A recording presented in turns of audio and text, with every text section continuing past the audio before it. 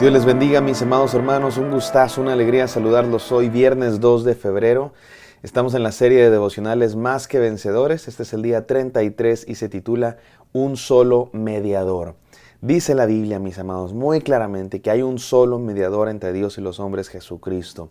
Lo leímos hace algunos días, lo dice nuestra Biblia muy claramente, pero de pronto los seres humanos nos buscamos intercesores, mediadores entre Dios y los hombres.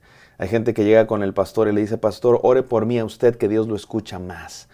Y sí, qué bueno orar unos por otros. Sí, claro que sí oramos por las personas. Y claro que es bueno pedirle a nuestros pastores y líderes que oren por nosotros.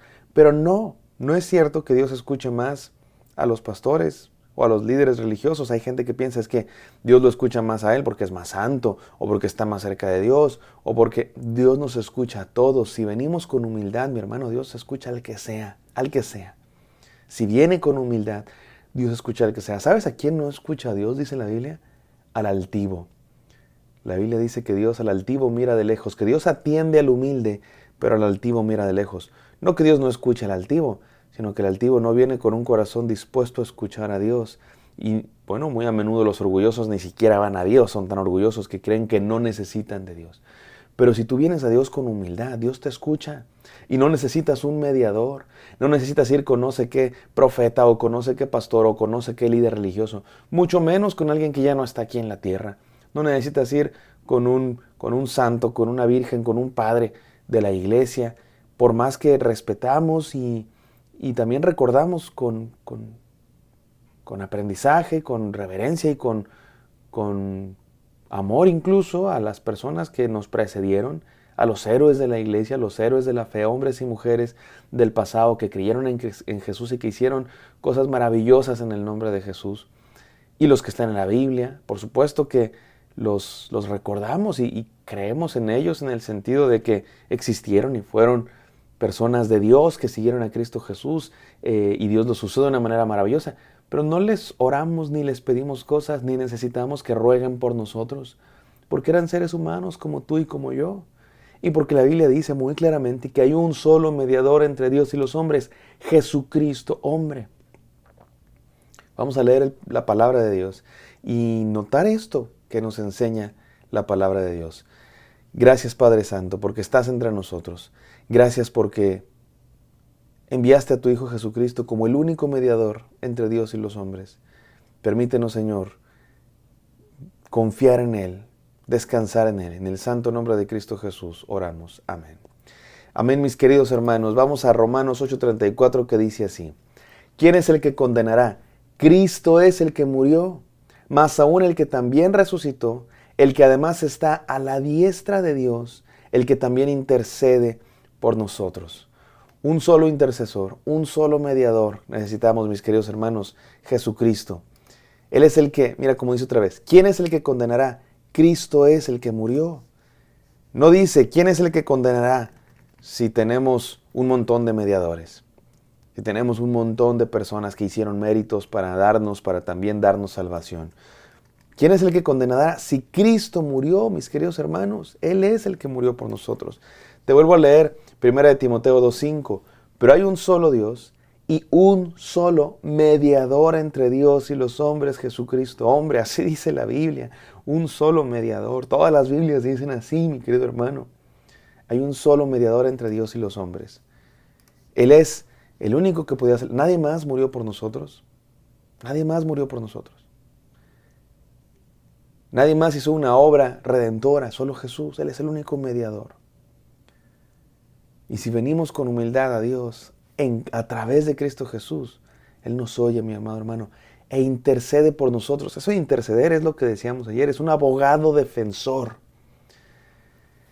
Y déjame volver a esa imagen de un juicio y nosotros somos los acusados y tenemos un abogado defensor. Me parece que es útil esa imagen y verdadera en muchos sentidos, pero te digo algo, no es exacta esa imagen. Esa imagen no es exacta porque en la Biblia encontramos que Jesucristo es también el juez. No solamente Dios Padre es el juez, también Jesús es el juez. La Biblia dice que Él vendrá a juzgar a vivos y muertos cuando venga en su reino. Él es el juez. Y también encontramos que Él es el abogado defensor. Él es el que nos defiende. Es juez, pero también es defensor, el abogado defensor. Pero no solo eso, también se convierte en el acusado, porque toma nuestro lugar. Es el juez, es el abogado defensor, pero también es el acusado y toma nuestro lugar como el acusado que sufre nuestra condena. Pero también es el testigo. Dice la Biblia que Él es el testigo fiel que intercede por nosotros. No un testigo falso que dice cosas malas de nosotros, sino un testigo fiel que intercede por nosotros. Así es que en realidad Jesús lo es todo, mi amado hermano. Y estas son mis enseñanzas del día de hoy. Número 1, Él es el juez justo y misericordioso. Piensa en esto, mi amado hermano, piensa en esto. Imagínate que tienes un choque y tienes un choque con otro cristiano, ¿no? Y los dos empiezan a pedir a Dios. Y resulta que tú no tuviste la culpa. Y tú dices, Señor, por favor, que cuando apele este caso y llegue al juez, que haya un juez justo para que haga que el otro me pague. Pero el otro está orando y está pidiendo, Señor, yo sé que yo tuve la culpa, pero te pido que haya un juez bondadoso, que no me haga pagar más de lo que tenga consideración de mi situación. Entonces, tú pides por un juez justo, el otro pide por un juez bondadoso, ¿no? Me recuerda cuando hay un partido de fútbol o de cualquier deporte, básquetbol, fútbol americano, y los aficionados de los dos equipos están pidiendo a Dios, Señor, que mi equipo gane, y el del otro equipo también que mi equipo gane. El de las Chivas dice, Señor, que ganen las Chivas. El de la América dice, Dios, que gane la América.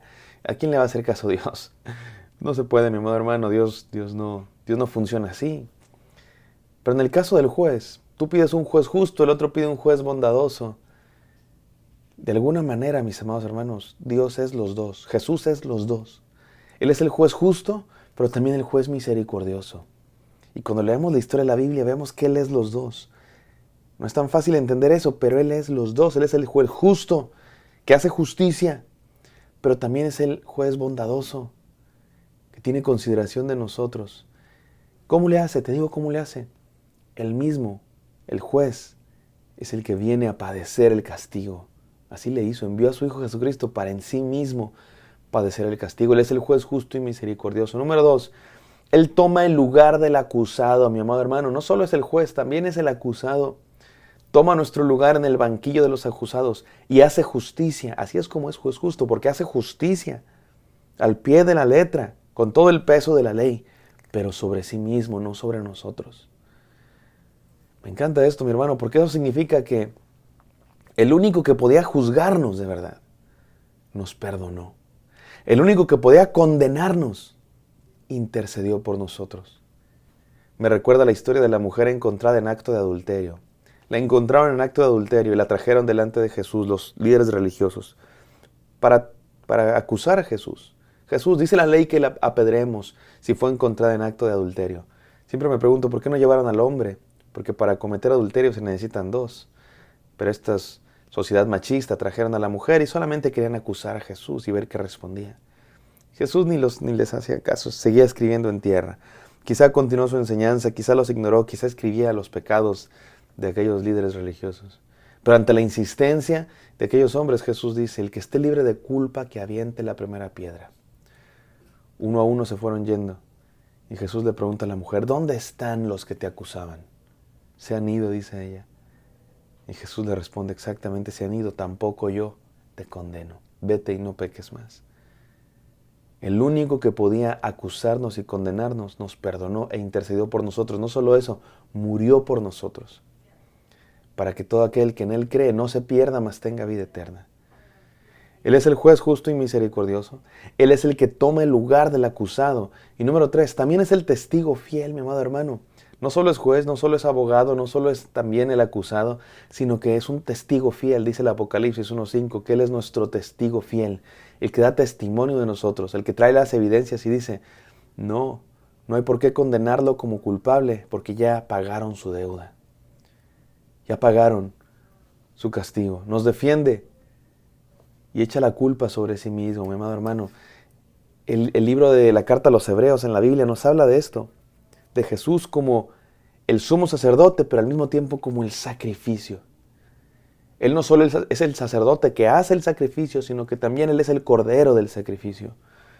Este es nuestro Señor Jesús, mis amados hermanos, el único mediador entre Dios y los hombres, el juez, el abogado defensor, el que se sienta en el banquillo de los acusados en nuestro lugar y el testigo fiel. Eres el que perdona nuestras deudas, el único mediador entre Dios y los hombres. Confiemos solo en Él. Confiemos solo en Él. Gracias, Padre Santo, por enviar a tu Hijo Jesucristo a morir por nuestros pecados. No necesitamos más, Señor. No necesitamos más obras salvadoras que la de Jesús en la cruz del Calvario. No necesitamos más intercesores que nuestro abogado defensor, el que intercede por nosotros. Confiamos en Él, Señor, y en su justicia, su bondad, su misericordia y sabiduría. En el santo nombre de Jesús oramos. Amén.